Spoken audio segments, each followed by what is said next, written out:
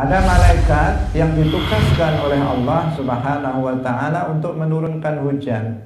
Apakah hujannya rintik-rintik, hujannya lebat, apakah hujannya sampai sebentar atau lama, ukuran hujannya seperti apa.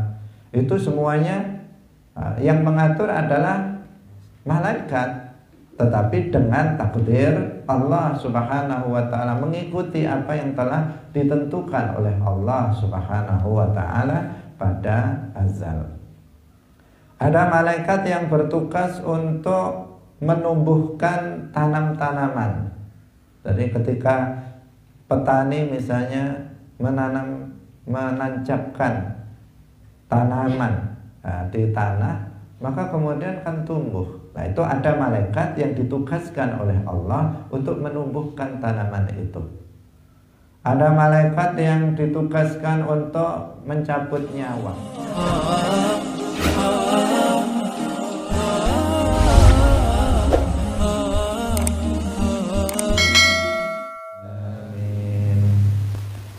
Abda'u bismillahirrahmani wa birrahimi daimil ihsani falhamdulillahil qadimil awwali wal akhiril baqi bila tahawuli. Summa sholatu wassalamu sarmada ala nabiyyi khairi man qad wahada wa alihi wa sahbihi wa man tabi' sabila dinil haqqi ghaira mubtadi'. Wa ba'du fa'lam bi wujudil ma'rifah min wajibil lillahi 'ishrina sifah. Wallahu mawjudun qadimun baqi mukhalifun lil khalqi bil itlaqi wa qahimun ghani wa wahidun wahid qadir muridun alimun bi kulli syai' sami'unil basir wal mutakallimu lahu sifatun sab'atun tantazimu fa qudratun iradatun sam'un basar hayatun ilmu kalamun istamar wa jaizun bi fadlihi wa adlihi takun li kulli mumkinin ka fi'lihi. Arsala anbiya dawi faqona bisidqi wa tablighi wal amana wa jaizun fi haqqihim min aradi bi ghairi naqsin ka khafifil maradi. Ismatuhum kasairil malaika wajibatun wa fadlul malaika wal mustahilu dintu kulli wajibin fa'fat li khamsina bi hukmin wajibin tanzilu khamsatin wa ishrina lazim kulla mukallafin fahaqil watanin hum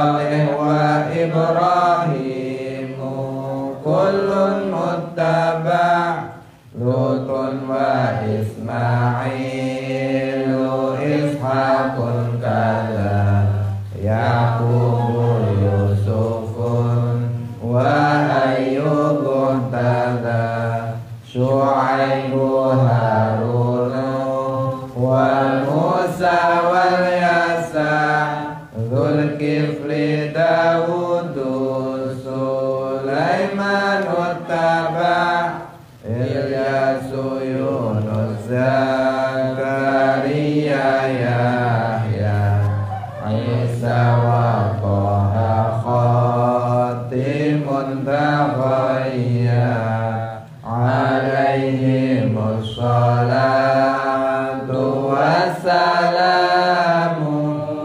wa alihim madamatil ayyamu wal malakul ladzi bila abin wa la akla la syurba wa la nauma lahum tafsilu ashrin minhum Jibrilu Mikalu Israfilu Azrailu Munkar Nakirun wa Raqibun wa kadza Atidu Malikun wa Ridwanu tadza Arba'atun min kutubin tafsiluha Tauratu Musa bil huda tanziluha Zaburu Dawuda wa Injilun ala Isa wa Furqanun ala khairil malak wa suhuful khalili wal kalimi fiha kalamul hakamil alimi wa kullu ma atahir rasulu fa'akuhu taslimu wal qabulu imanu nabi yaumi akhirin wajab wa kulli makana bihi min al-ajab khatimatun fi dhikri baqil wajibi mimma ala mukallafin min wajibi Nabiyuna Muhammadun qad ursila lil alamina rahmatan wa fuddila.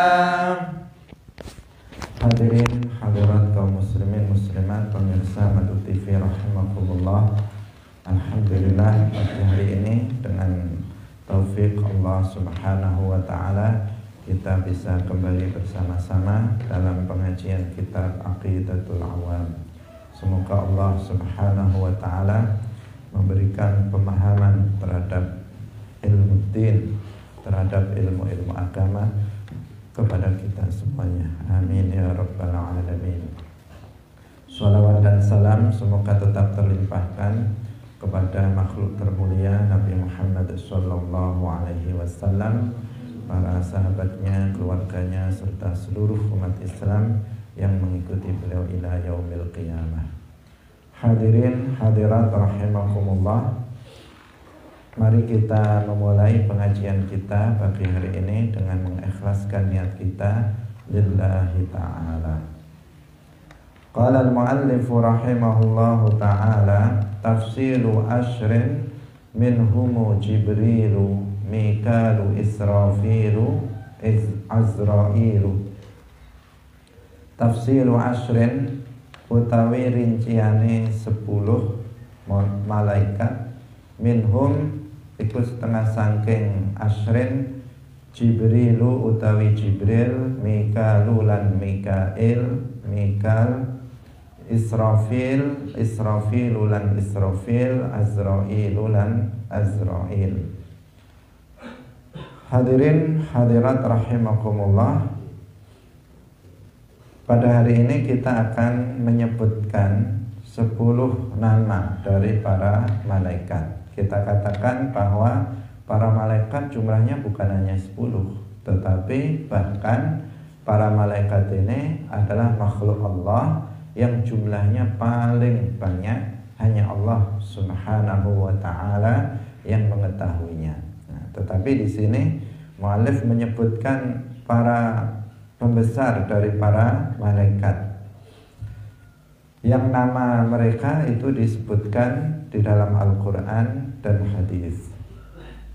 Sebelumnya telah kita sampaikan beberapa sifat para nabi, bahwa perlu diketahui juga bahwa para malaikat, ya, telah kita sebutkan sifat-sifat para malaikat, bahwa di antara sifat para malaikat adalah bahwa seluruh para malaikat itu muslim dan aulia Allah.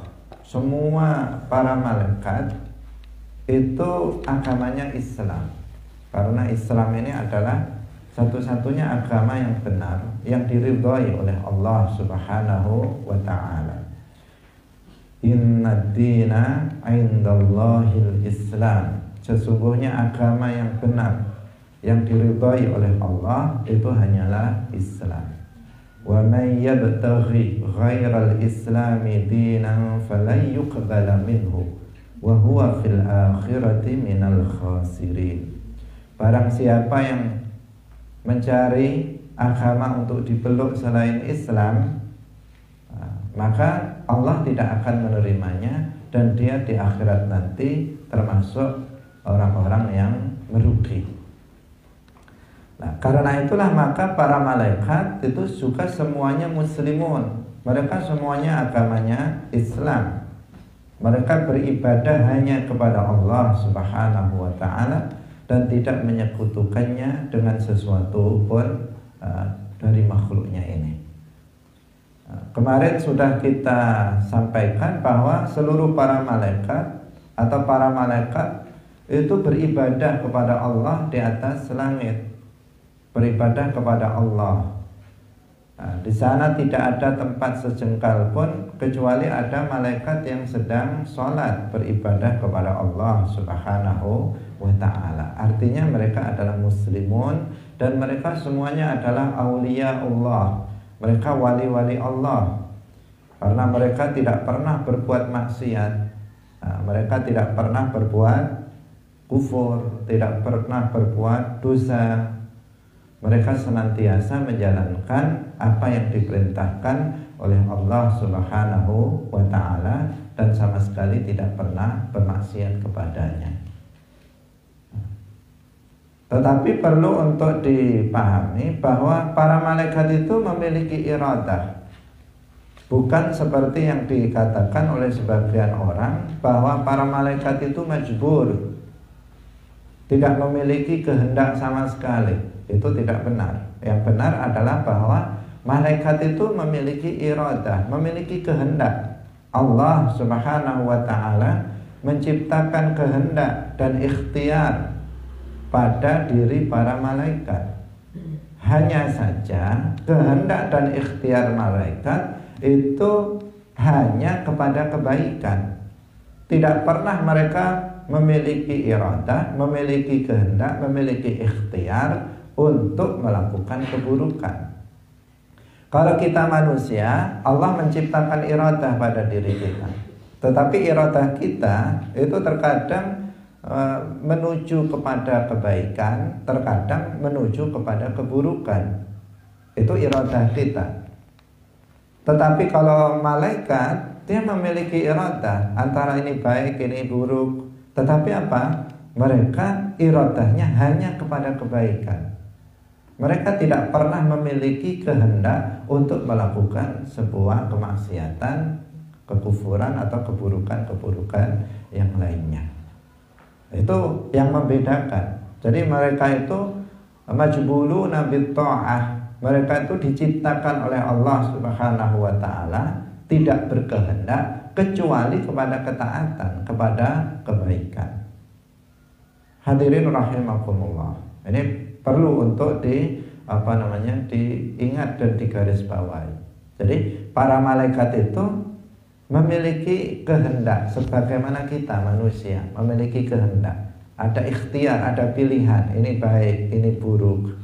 Kalau kita, kehendak kita kadang menuju kepada yang baik, terkadang menuju kepada keburukan. Tapi kalau kehendak malaikat, mereka punya ikhtiar, tapi ikhtiarnya apa? Nah, selalu menuju kepada kebaikan. Itu bedanya manusia dengan malaikat. Hadirin hadirat rahimakumullah. Sehingga para malaikat itu adalah aulia Allah. Mereka adalah wali-wali Allah Subhanahu wa ta'ala. Kemudian sebagian para malaikat itu ada yang menjadi rasul. Seperti misalnya malaikat Jibril, itu adalah rasul dari kalangan malaikat. Jadi kalau nabi itu hanya ada dari kalangan manusia saja, tetapi kalau rasul itu ada juga dari kalangan malaikat. Jadi rasul bukan hanya dari kalangan manusia, tetapi juga ada dari kalangan malaikat. Dan rasul dari kalangan malaikat itu diantaranya adalah Jibril alaihissalam. Sebagaimana di dalam Al-Quran disebutkan, Allahu yastafi minal malaikati rusulan wa minan nas. Allah memilih dari kalangan malaikat dan manusia seorang rasul. Jadi ada utusan Allah, Rasulullah dari kalangan malaikat, dan juga ada Rasulullah, utusan utusan Allah yang diutus kepada manusia. Jadi seperti malaikat Jibril alaihissalam itu beliau menyampaikan risalah kepada para malaikat yang lainnya sebagai rasul. Hadirin hadirat rahimakumullah. Kemudian yang berikutnya juga yang patut kita pahami bahwa para malaikat itu mereka muwakkalun, mereka diberikan tugas oleh Allah Subhanahu wa ta'ala untuk mengatur sebagian alam semesta ini. Jadi sebagian para malaikat diperintahkan, diberikan tugas oleh Allah untuk mengatur sebagian dari alam semesta ini. Ini yang disebut dengan apa? Tadbir juz'i. Tadbir kulli itu Allah. Al-mudabbir tadbiran kulliyan itu adalah Allah. Pengatur alam semesta ini secara umum, secara keseluruhan adalah Allah Subhanahu wa ta'ala. Tetapi para malaikat itu diutus oleh Allah untuk mengatur sebagian kecil dari alam semesta ini. Misalnya ada malaikat yang diberikan tugas oleh Allah untuk menghembuskan angin. Nah, angin ini dihembuskan apakah sepoi-sepoi basah, apakah angin yang kencang, apakah angin yang panas, apakah puting beliung yang bisa merobohkan rumah. Itu semuanya apa? Semuanya malaikat yang mengaturnya, tetapi sesuai dengan ketentuan Allah Subhanahu wa ta'ala, sesuai dengan takdir dari Allah Subhanahu wa ta'ala. Mereka menjalankannya sesuai dengan ketentuan takdir Allah Subhanahu wa ta'ala. Ada malaikat yang ditugaskan oleh Allah Subhanahu wa ta'ala untuk menurunkan hujan. Apakah hujannya rintik-rintik, hujannya lebat, apakah hujannya sampai sebentar atau lama, ukuran hujannya seperti apa. Itu semuanya yang mengatur adalah malaikat. tetapi dengan takdir Allah Subhanahu wa ta'ala, mengikuti apa yang telah ditentukan oleh Allah Subhanahu wa ta'ala pada azal. Ada malaikat yang bertugas untuk menumbuhkan tanam-tanaman. Jadi ketika petani misalnya menancapkan tanaman di tanah, maka kemudian kan tumbuh. Nah, itu ada malaikat yang ditugaskan oleh Allah untuk menumbuhkan tanaman itu. Ada malaikat yang ditugaskan untuk mencabut nyawa. Ada malaikat yang ditugaskan untuk menanyai orang mati dalam kuburan. Ada malaikat yang ditugaskan untuk mengazab. Ada malaikat yang ditugaskan untuk memberikan atau menghibur seorang muslim ketika dia dalam kondisi susah dan seterusnya. Yang mereka lakukan pengaturan-pengaturan ini yang disebut dengan tadbir juz'i. Tetapi semuanya tetap dengan kehendak dan dengan takdir Allah Subhanahu wa ta'ala. Pada setiap tahun, pada malam Lailatul Qadar, para malaikat yang ditugaskan oleh Allah untuk mengatur sebagian alam semesta ini naik ke atas langit ketujuh. Di sana ada makhluk namanya Al-Lauhul Mahfuz. Al-Lauhul Mahfuz, di sana ditulis segala sesuatu yang akan terjadi di alam semesta ini.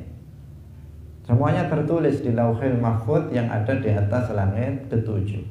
Nah, para malaikat ini setiap tahun malam Lailatul Qadar naik ke atas langit ketujuh untuk mencatat sesuatu yang akan terjadi dalam jangka waktu 1 tahun sesuai dengan tugas mereka masing-masing. Sesuai dengan tugas masing-masing dari mereka. Misalnya malaikat Azrail, siapa tahun ini yang mati, kapan matinya, jam berapa, hari apa, dalam 1 tahun ini misalnya, bagaimana mencabutnya, sifat-sifatnya dan seterusnya, semuanya sudah tertulis di sana. Malaikat Azrail mencatat, tinggal melaksanakan. Jika sudah tersana tertulis, maka seseorang tidak bisa kemudian untuk menghindarinya. Karena apa? Sudah tertulis. Nah, namun yang tertulis di sana itu ada kalanya mu'allaq, ada kalanya mu'allaq, artinya digantungkan pada perbuatan manusia.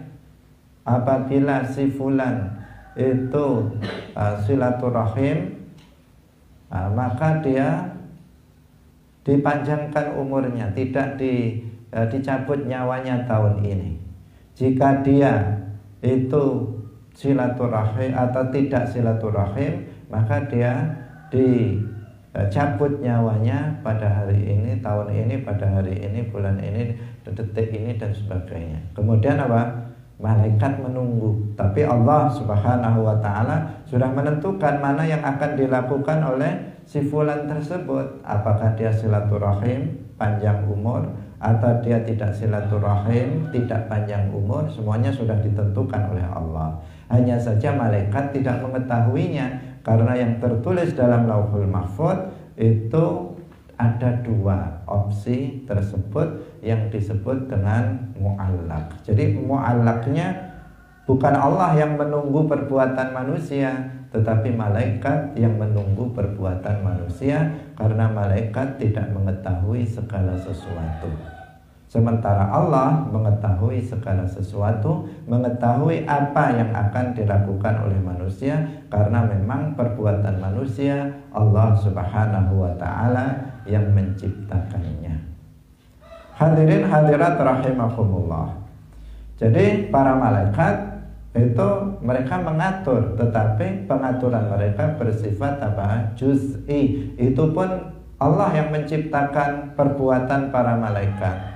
Para malaikat melakukan perbuatan apa? Mengatur sebagian alam semesta. Yang menciptakan perbuatan malaikat Allah, dan malaikat melaksanakan perintah Allah mengatur alam semesta ini sesuai dengan perintah, sesuai dengan takdir, sesuai dengan kehendak Allah Subhanahu wa ta'ala.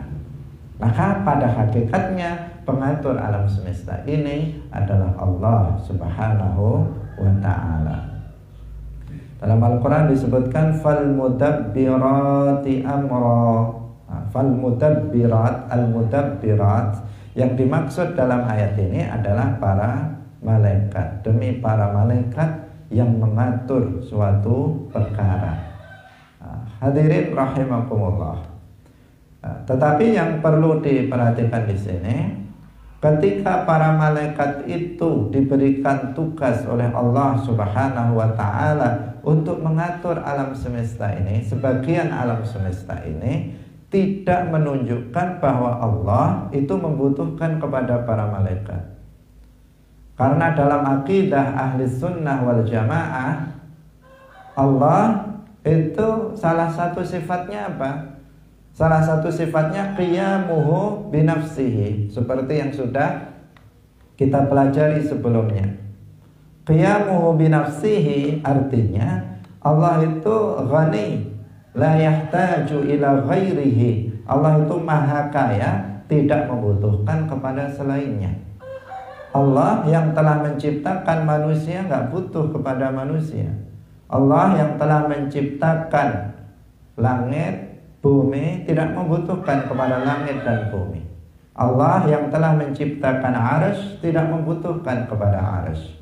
Allah yang telah menciptakan malaikat tidak membutuhkan kepada malaikat. Allah nggak butuh malaikat Jibril. Allah tidak butuh malaikat Israfil. Allah tidak butuh kepada malaikat Azrail. Tidak membutuhkan terhadap segala sesuatu dari makhluknya. Karena Allah maha kaya. Tetapi Allah Subhanahu wa ta'ala berkehendak bahwa sebagian alam semesta ini sebagian alam semesta ini Allah memerintahkan malaikat untuk mengaturnya. Tetapi pengaturannya juz'i, dan Allah yang menciptakan perbuatan para malaikat itu pada mereka. Pada hakikatnya Allah tidak membutuhkan kepada mereka para malaikat. Dan dengan tugas itu maka para malaikat menjadi makhluk yang mulia. Sebagaimana para nabi, Allah nggak butuh para nabi. Jika Allah berkehendak untuk menyampaikan risalahnya kepada umat manusia tanpa para nabi, Allah berkuasa untuk itu.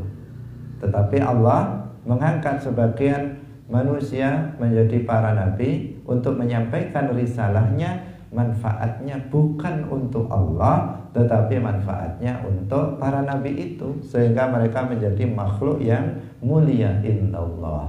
Demikian juga para malaikat, mereka menjadi makhluk yang mulia indallah karena mereka diberikan tugas oleh Allah Subhanahu wa ta'ala. Di antaranya karena itu diberikan tugas untuk mengatur sebagian alam semesta ini, meskipun pada hakikatnya pengaturan mereka itu juga Allah yang menciptakannya pada diri mereka. Maka pada hakikatnya tidak ada pengatur alam semesta ini kecuali hanya Allah Subhanahu wa ta'ala. Hadirin hadirat rahimakumullah. Karena itu kita harus mewaspadai pendapat sebagian orang. Di antaranya adalah Ibnu Taimiyah. Ibnu Taimiyah ini adalah salah satu tokoh dari Wahabi yang diidolakan dan yang diikuti kata-katanya oleh Wahabi, kelompok pengikut Muhammad bin Abdul Wahab. Selain Muhammad bin Abdul Wahab, yang diikuti adalah Ibnu Taimiyah. Salah satu pendapat menyimpang dari Ibnu Taimiyah sebagaimana disebutkan dalam kitabnya Majmu'ul Fatawa, dalam kitab tersebut, dalam kalau nggak salah jilid 5, itu dia menyebutkan bahwa al-malaikatu a'wanullah. Dia mengatakan begitu. Al-malaikatu a'wanullah, dia mengatakan Yang artinya apa? Artinya menurut dia para malaikat itu adalah para pembantu-pembantunya Allah, para penolong-penolongnya Allah. Nah, ini adalah mengesankan bahwa Allah membutuhkan kepada para malaikat. Nah, perkataan seperti ini adalah perkataan yang bertentangan dengan akidah ahli sunnah wal jamaah yang mengatakan bahwa Allah tidak membutuhkan kepada makhluk. Dalam Al-Quran sudah disebutkan fa innallaha ghaniyyun 'anil 'alamin. Sesungguhnya Allah itu ghani, maha kaya, tidak butuh. Kaya itu tidak butuh kepada alam semesta, tidak membutuhkan kepada segala sesuatu selainnya. Hadirin rahimakumullah. Ini beberapa sifat para malaikat yang perlu untuk kita ketahui. Yang berikutnya, mu'allif mengatakan tafsilu ashrin minhumu Jibrilu, Mikalu, Israfilu, Azrailu. Rincian 10 dari para malaikat adalah pertama Jibril, Mikal, kemudian Israfil, kemudian Azrail. Yang pertama yang disebutkan oleh Syekh Ahmad Al-Marzuqi dalam kitab ini adalah Jibril alaihi salam. Nama Jibril disebutkan beberapa kali di dalam Al-Quran. Jadi Jibril banyak sekali disebutkan tentang beliau di dalam Al-Quran. Salah satu pemimpin dari para malaikat. Di antaranya dalam surat Al-Baqarah ayat 97. Ini di antaranya karena banyak ayat yang menyebutkan tentang beliau. Qul man kana aduwwan li Jibril fa innahu nazzalahu ala qalbika bi idznillah musaddiqan lima baina yadayhi wa hudaw wa busyra lil mu'minin. Nah, dikatakan qul man kana aduwwan li Jibril. Jadi nama malaikat Jibril disebut dalam ayat ini. Nama lain dari malaikat Jibril itu adalah Ar-Ruh. Ar-Ruh itu yang dimaksud adalah malaikat Jibril. Nama lain dari beliau dalam Al-Quran tentang Lailatul Qadar disebutkan tanazzalul malaikatu warruhu fiha biizni rabbihim min kulli amr. Para malaikat turun, warruh dan Jibril turun di malam Lailatul Qadar dengan izin Tuhannya untuk mengatur semua urusan.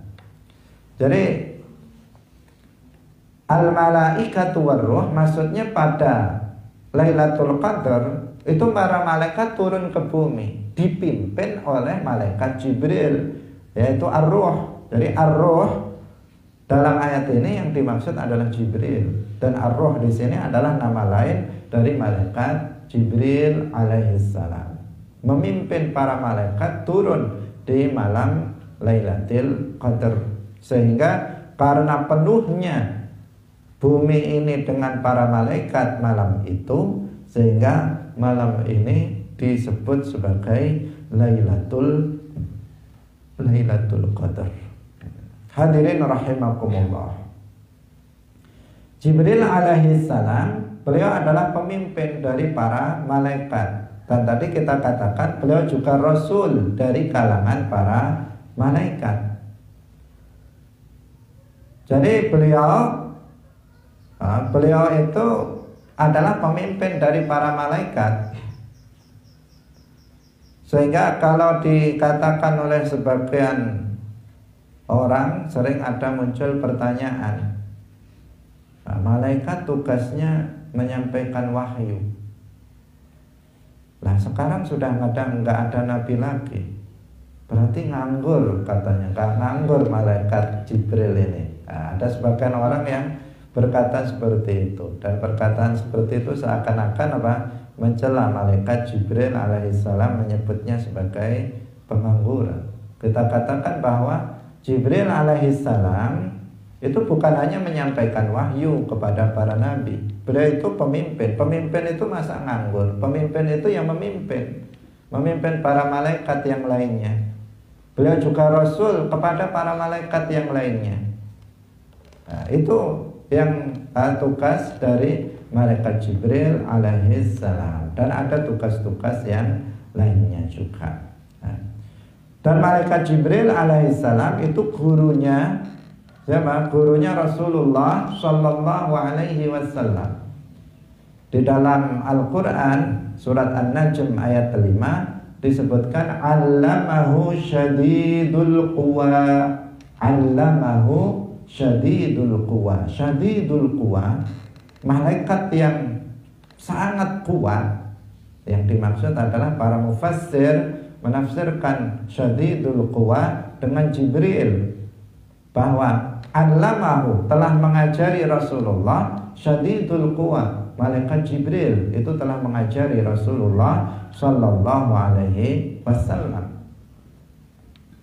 Jadi Rasulullah mengajarkan kepada kita bahwa dalam belajar ilmu agama itu harus talaqi. Ini salah satu dalilnya. Nah, salah satu dalilnya. Talaqi itu bagaimana? Langsung belajar di hadapan seorang guru. Bukan dengan sekedar mutolaah buku-buku, kitab-kitab. Bukan hanya dengan sekedar searching di internet, mencari-cari artikel keislaman di internet, kemudian kemudian setelah itu dipahami sendiri. Tidak seperti itu. Belajar ilmu agama itu harus dengan talaqi, musyafahah, ngaji di hadapan seorang guru. Rasulullah Shallallahu Alaihi Wasallam beliau belajar kepada malaikat Jibril alaihissalam. Para sahabat mereka juga belajar kepada Rasulullah Shallallahu Alaihi Wasallam secara langsung. Para tabi'in juga belajar kepada para sahabat. Para tabi'in juga belajar kepada para tabi'in. Begitu seterusnya sampai kepada kiai-kiai kita. Kalau kita membaca biografi para kiai kita, para ulama kita, pasti punya guru. Dulu ngaji Qur'annya ke sini, ngaji tajwidnya ke sini, ngaji akidahnya ke sini, ngaji fikihnya ke sini, ke kiai ini, dan seterusnya.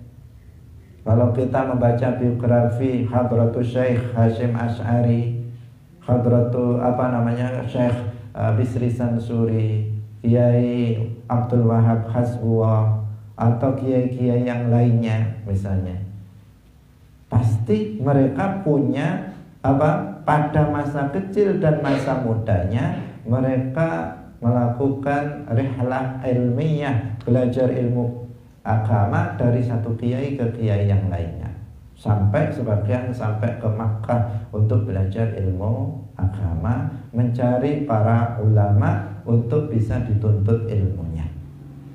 Itu yang dilakukan. Tetapi hari ini banyak ini memudar. Banyak orang dengan alasan sibuk, dengan alasan sudah bisa baca sendiri, kemudian mereka tidak mau hadir dalam majelis ilmu. Mereka tidak mau musyafahah, ngaji kepada para ulama, para kiai. Dengan bermodalkan dia kursus bahasa Arab 2 bulan misalnya atau 4 bulan, kemudian merasa bisa bahasa Arab, kemudian baca kitab sendiri. Oh, saya sudah bisa bahasa Arab. Kemudian segala kitab dia baca sendiri. Ada sebagian yang seperti itu, merasa bahwa itu sudah cukup. Padahal ilmu agama tidak bisa dipelajari dengan sekedar mutola'ah, dengan sekedar membaca buku. Rasulullah mengajarkannya. Rasulullah sendiri belajar kepada malaikat Jibril. Rasulullah juga bersabda kepada kita, ayyuhan nas ta'allamu fa innamal ilmu bitta'allum wal fiqhu bittafaqquh. Wahai manusia, belajarlah kalian. Karena ilmu itu hanya bisa didapat dengan belajar. Namanya belajar itu ada murid, ada guru. Fikih itu hanya bisa didapat dengan belajar. Tidak bisa dengan sekedar membaca-baca buku saja. Karena akibatnya akan sangat fatal jika seseorang belajar ilmu agama hanya sekedar dengan membaca buku. Dia nggak punya sanad keilmuan sampai kepada Rasulullah Shallallahu Alaihi Wasallam. Hadirin hadirat rahimakumullah. Membaca buku ini sekedar, yang kita maksud adalah sekedar dengan membaca buku. Belajar agama dengan sekedar membaca buku itu banyak bahaya yang mungkin akan terjadi. Yang pertama, ada kalanya buku yang dia baca itu adalah karangan seseorang yang sesat dan menyesatkan. Kalau judul buku itu kan mesti bagus, karena biar menarik bukunya bagus. Di dalam covernya tertulis Aqidah Ahli Sunnah wal Jamaah. Wah, bagus judulnya. Tapi apakah pasti di dalamnya itu Aqidah Ahli Sunnah wal Jamaah? Tidak. Judulnya di luar Aqidah Ulama Madhab 4. Apakah isinya berarti pasti benar? Tidak selalu. Judul tidak selalu menggambarkan apa yang ada di dalamnya. Kalau yang menulisnya ulama Ahlus Sunnah, judul menggambarkan isi. Tetapi bagi kalangan para penipu di luar Ahlus Sunnah wal Jamaah, judul sekedar judul, sementara isinya bertentangan dengan judul buku. Kalau seseorang itu tidak paham, tidak tahu siapa pengarangnya ini, akidahnya apa, apakah dia aswaja atau bukan aswaja, dia tidak tahu. Kemudian dia baca buku itu, dia kira oh ini buku judulnya Ahlus Sunnah wal Jamaah. Kemudian dia membacanya, ternyata bukan, itu adalah akidah Wahabi. Akhirnya dia akan terpengaruh. Itu kemungkinan yang pertama. Kemungkinan yang kedua, bukunya itu dikarang oleh ulama Ahlus Sunnah wal Jamaah, tetapi di dalamnya ada kesalahan cetak. Di dalamnya ada kesalahan cetak.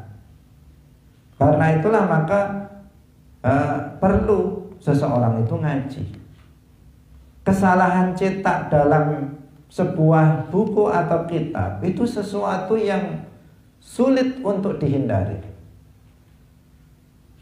Bahkan kita sudah sangat berhati-hati, bisa jadi sudah dikoreksi 10 orang. Begitu dicetak, loh kok begini. Nah ini ketika sudah jadi baru ketahuan bahwa ada kesalahan cetak.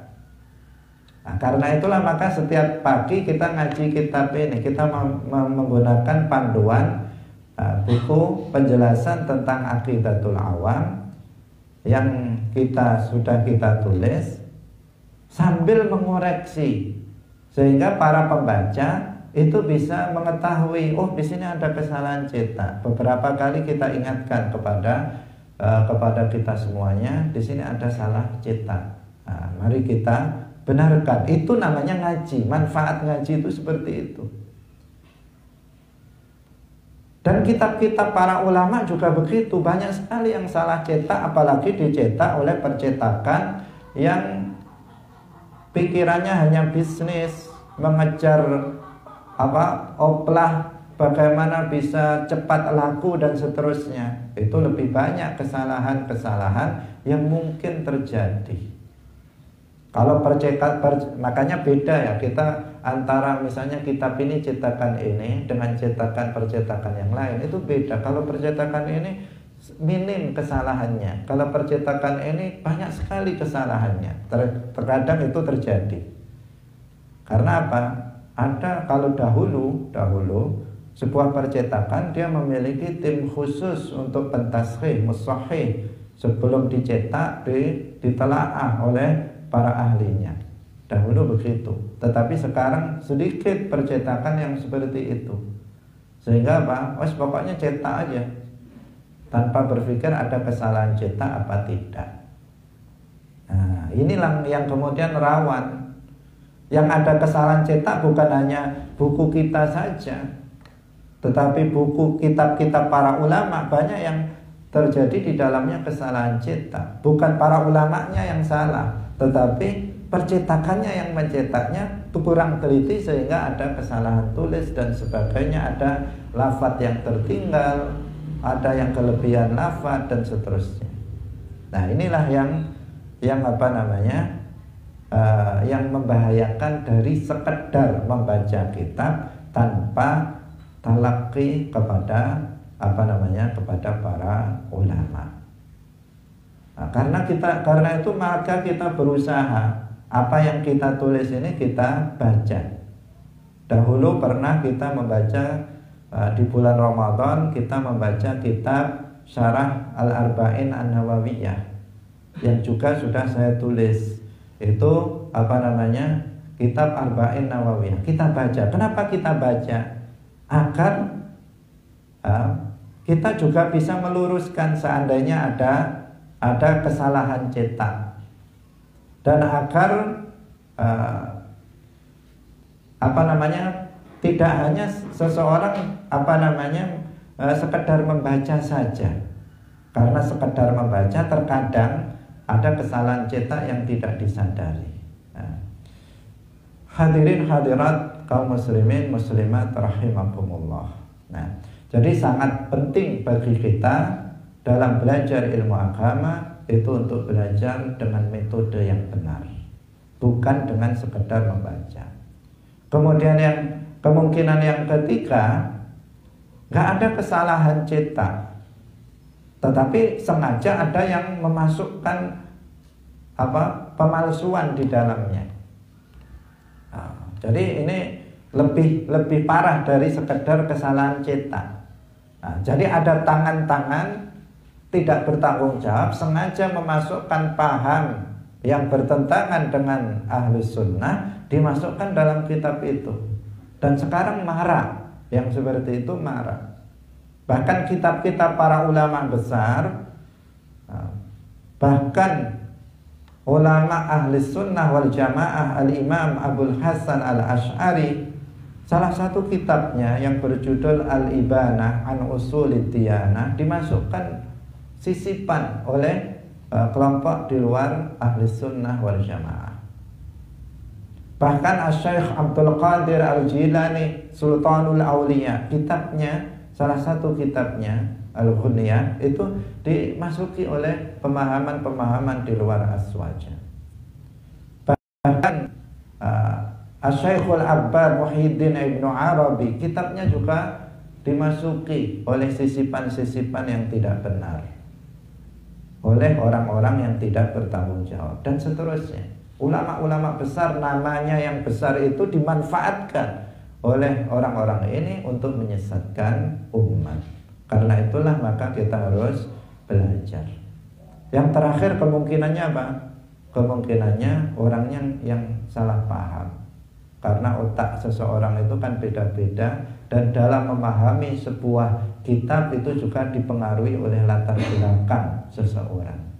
Kitabnya benar, nggak ada salah cetak, pengarangnya Ahlus Sunnah, nggak ada salah cetak, nggak ada pemalsuan, sisipan, nggak ada.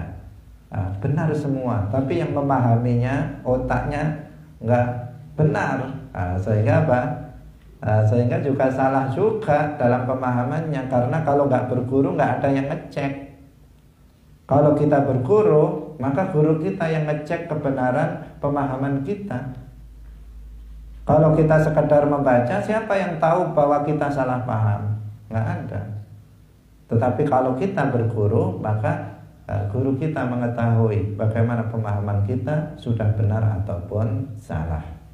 Hadirin hadirat rahimakumullah. Yang berikutnya kita lanjutkan sedikit tentang malaikat Jibril. Jibril alaihi salam itu aminul wahyi, yaitu malaikat yang dipercaya oleh Allah untuk menurunkan wahyu, termasuk Al-Quranul Karim itu turunnya melalui malaikat Jibril. Dalam surat Asy-Syu'ara ayat 192 sampai 193 disebutkan wa innahu latanzilu rabbil alamin nazala bihir ruhul amin. Ar-ruhul amin. Nah, ini adalah malaikat Jibril alaihissalam. Beliau yang menurunkan Al-Quran kepada Nabi Muhammad dalam bentuk bacaan malaikat Jibril. Jadi bukan dalam bentuk kitab. Al-Quran itu diturunkan bukan dalam bentuk tulisan, tetapi dalam bentuk bacaan malaikat Jibril. Malaikat Jibril membacanya di hadapan Rasulullah Sallallahu Alaihi Wasallam.